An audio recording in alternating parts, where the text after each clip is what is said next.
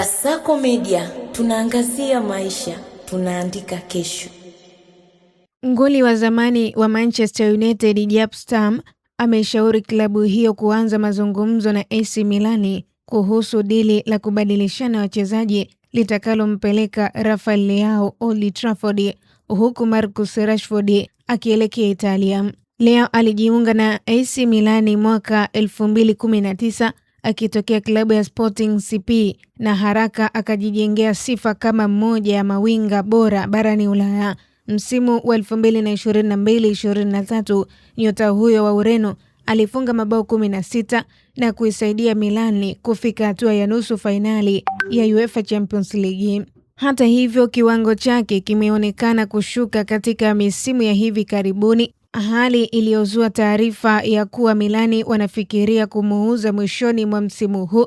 Ripoti kutoka vyombo vya habari vya Italia zinaeleza kuwa klabu hiyo ipo tayari kusikiliza ofa nzuri kwa ajili ya mshambuliaji huyo mwenye umri wa miaka 26. Kwa upande mwingine, Marcus Rashford kwa sasa anahusishwa na mustakabali usioeleweka baada ya kupelekwa kwa mkopo kunako FC Barcelona Hispania kufuatia kutokuwa katika mipango ya aliyekuwa kocha wa United Ruben Amorim. Akiwa Hispania, Rashford ameisaidia Barcelona kutoa ubingwa wa ligi msimu 2025-26 chini ya kocha Hans Flick. Licha ya Barcelona kuwa na kipengele cha kumsajili moja kwa moja kwa ada ya euro milioni 30, taarifa zinaeleza kuwa mabingwa hawa La Liga wamepunguza hamasa ya kukamilisha dili hilo. Hali hiyo imeongeza uwezekano wa Rashford kurejea England mwishoni mwa msimu.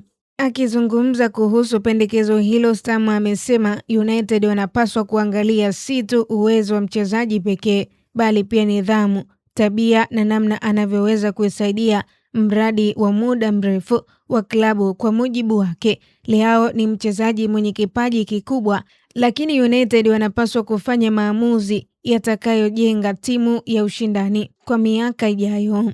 Kwa update zaidi za kimichezo kimataifa, ni kusihi mtazamaji, endelea kutufuatilia kwenye mitandao yetu ya kijamii Instagram, Facebook na Twitter. Tufollow kama Kasako Media. Usisahau kusubscribe na ubonyeze alama ya kengele ili uwe wa kwanza kupata taarifa mbalimbali kutoka kwenye YouTube chaneli yetu ya Kasako Media. Mimi naitwa Official Diaga.